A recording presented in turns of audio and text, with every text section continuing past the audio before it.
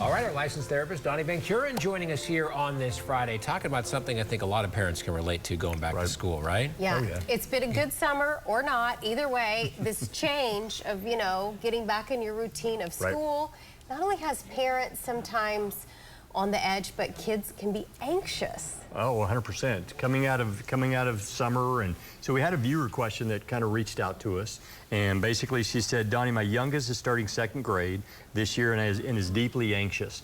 As we get closer to the start of school, how do I help him manage his anxiety and approach this year with a more positive attitude?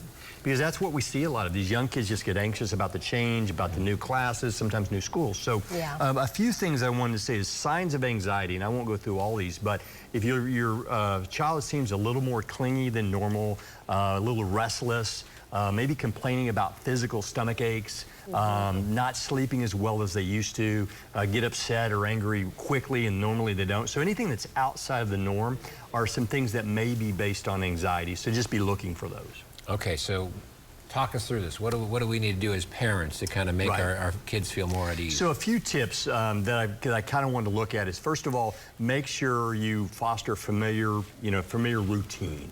Routines are really big for these young people. So a lot of times it's like, hey, walk them to school, have the same morning routine and breakfast. Just make it routine to where they're very comfortable with that.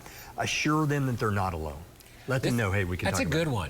You're not the only one nervous and anxious to go back to school. Yeah, and make sure maybe get with some other kids, talk about that, but also talk to you about it. Hey, you're not alone. I want to talk about this. Make an effort to be present. I think most parents need to, hey, let's sit down and talk. Let's go for a walk. Let's spend some time together. That can be good.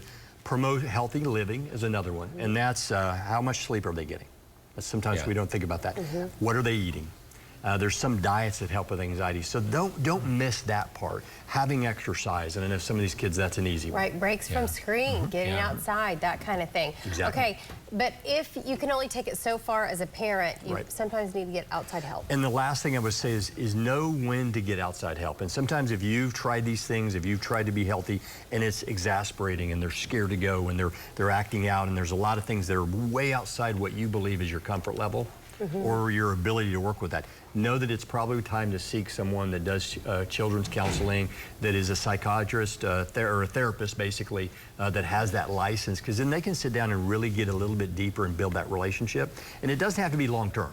People are like, okay, they got to go to therapy every week. But sometimes a couple of sessions, sitting there talking to them, and then giving you some skills can be very helpful. Yeah, well, I'm sure a lot more kids are going through this right now, coming out of the pandemic, than they would be before. So definitely, Donnie. All right, good advice right there. Thank you. Applicable. If you've got a question for Donnie, you can send it to AskDonnie@news9.net or visit his website, counseling1820.com.